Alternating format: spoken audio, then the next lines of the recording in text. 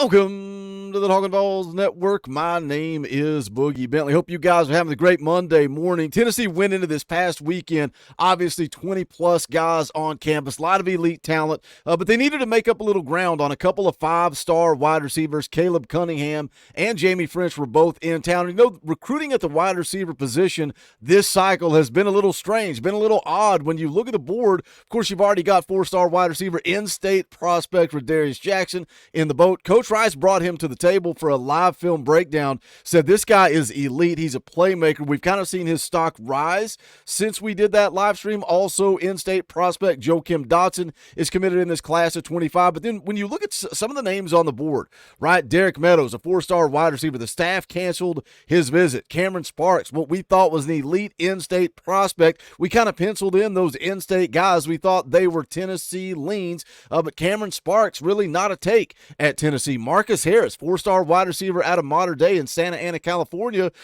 may or may not have room. You better get in where you fit in. Did the staff pass on Marcus Harris? And when you look at Caleb Cunningham, when you look at Jamie French, they felt like two guys that were more of a long shot for me. Going into the weekend, again, felt like Tennessee needed to make up a little ground on both of these guys. Coming out of the weekend, getting a little bit of optimism about one or maybe both of these guys. But heading into the weekend, this is what Steve Wiltfong had to say about Caleb Cunningham. Said, I think Caleb Cunningham's been so impressionable. He went to Auburn, named them the leader, went to Ole Miss later in the week. Now it's up in the air if he goes to Big Cat Weekend or Juice Weekend, which is the same weekend in July.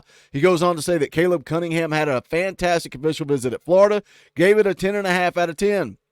Goes on to say these programs are on his short list. Now he comes to Tennessee, so we'll see where the Vols sit coming out of it. Now, Jamie French, another five-star wide receiver. Heading into the weekend, Steve Wiltfong says Jamie French is another one that's been impressionable. Now, what does that mean? What does impressionable mean when Steve Wiltfong's talking about Caleb Cunningham and Jamie French? Are they riding the highs of recruiting, right? The emotional roller coaster. You're coming off a visit where everybody's showing you the love. Everybody's telling you you're the guy. So Georgia's my favorite. Florida's my favorite. Texas is my favorite. He goes on to say one-time Alabama commit. Ohio State leads in the spring, takes a Texas visit. Longhorns move in front. Was at LSU 2 weekends ago. LSU has been at the very least even this one out. So where is Tennessee at with Jamie French and Caleb Cunningham coming out of the weekend of official visits? We're going to get into it. We're going to talk about it. But as always, I need you guys to do that YouTube stuff. Just hit the thumbs up just below the video. It's quick, free, easy.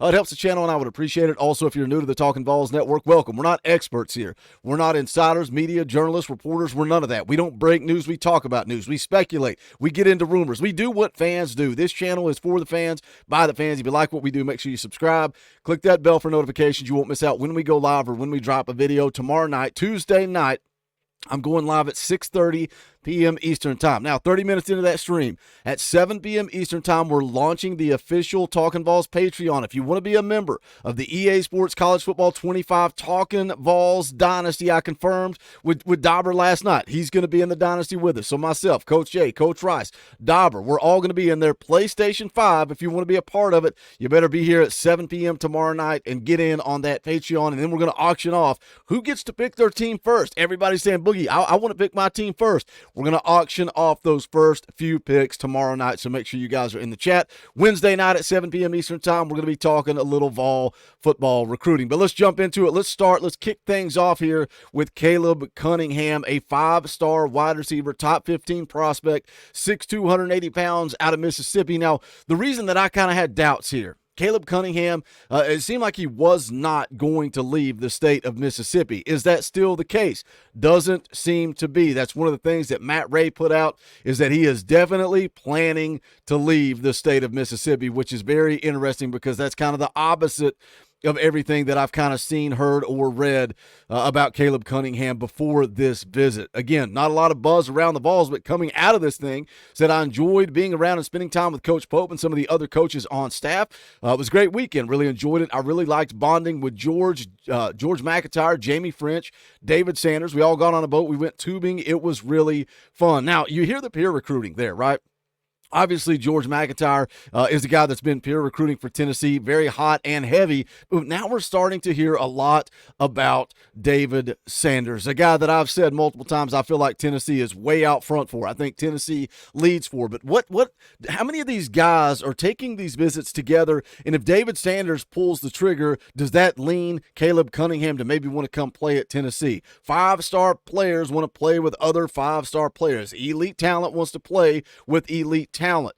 You can see the quote here when talking about George. He said, we were at the top of the stadium yesterday looking down and saying, just imagine him throwing me the ball and the fans going crazy. What a connection that would be, George McIntyre and Caleb Cunningham. And that's something, we've talked time and time again about. We're going into year 4 of the Josh Heupel era. And I said in yesterday's video, talking about flipping Isaiah Gibson, if you missed that, go back, give it a watch.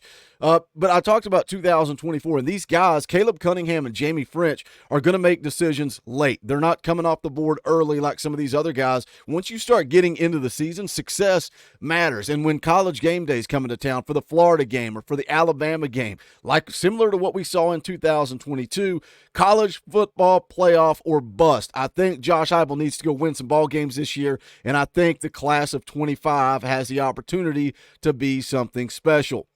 Again, sound like he was not going to leave the state of Mississippi. VolQuest put out yesterday that Cunningham says he is most definitely going to leave the state of Mississippi. Asked where the Vols are at, says they're pretty high. It's going to be a hard decision with Auburn and Florida. It's going to be pretty hard decision. They're all competing for me. Now, he's a guy that's taken a ton of visits. Visits back in the spring for his officials. He was at Auburn on May the 31st, Florida on June the 7th. He was at Tennessee this past weekend, and then he will head off to Alabama next weekend for his final official visit. We'll see if he takes any officials throughout the course of the season. Would not surprise me at all. The other 5-star wide receiver, this is a guy that, I thought Tennessee always had more of an opportunity of going and getting Jamie French, but then there's cause for concern. There's always panic. We get so emotional when we're talking about recruiting.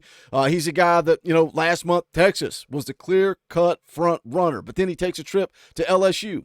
After that trip to LSU, says, I don't have a leader. LSU changed it. They made it competitive, but one of those 3 schools, everybody is in it right now. Who are those 3 schools? It was LSU, Texas, and Miami. Tennessee is a team that has regularly been left off of his top 3, so I was always kind of concerned there about whether or not Tennessee was truly in it. Again, you've got George peer recruiting.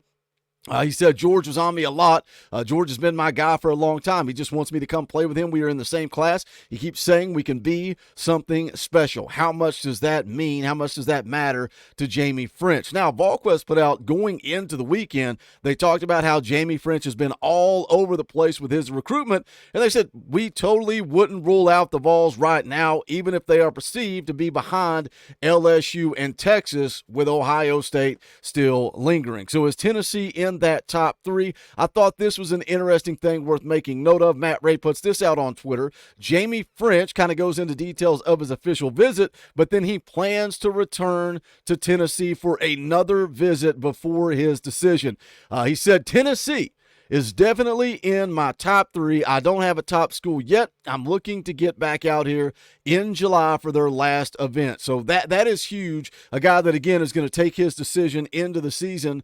I think it's big that he wants to make it back in town for another trip. He visited LSU on May the 31st, Miami on June the 7th, Tennessee this past weekend, and Texas next weekend. So as he continues to talk about top 3s and Tennessee regularly being left out, but now he says Tennessee is definitely in the top 3. Is it more of a top 4? Is it LSU, Miami, Tennessee, Texas? Can George McIntyre get in his ear enough? Did Tennessee do enough this weekend? I think it's big that he's going to come back in town. He was here for the 865 Live event. He officially visited this weekend, and then he wants to get back in town one last time before his decision at the end of July. His decision is coming on August the 30th. So did Tennessee do enough? Did Tennessee create enough momentum there? And we've talked about it a lot. I don't know that you have to have elite wide receivers in Josh Heupel's offense, but how much better can his offense be? We've talked about quarterbacks, right? How much better was this offense with Hendon Hooker versus